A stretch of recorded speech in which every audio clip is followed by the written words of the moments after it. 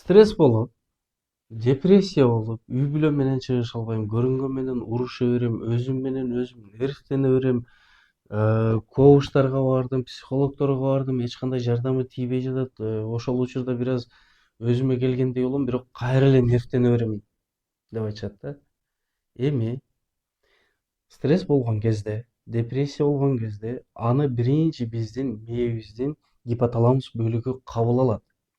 Ошол эле учурда аны гипофиз бөлүгүнө бергенде гипофиз бөлүгү кан аркылуу бүт органга сигнал берет. Коргонуу максатында, өзүн өзү защита кылуу максатында бүт клеткалар эмне кылат, ошол кезде коргонуп защита болот.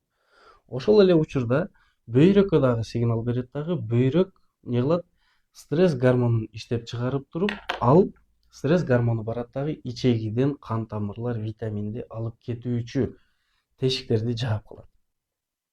Демек биз психологический өзүбүздү восстановление кыла беребиз, өзүбүздү калыбына келтире беребиз, сабактарга катыша беребиз, бирок ичегинин ошол тешиктери ачылбай турган болсо, ал эмне болот? Кайра эле ошол стресстен, ошол депрессиядан чыкпай эле кыйналып, кайра эле ошол нерсеге кайра эле кирип кете берет. Ошол себептен эмне кылыш керек?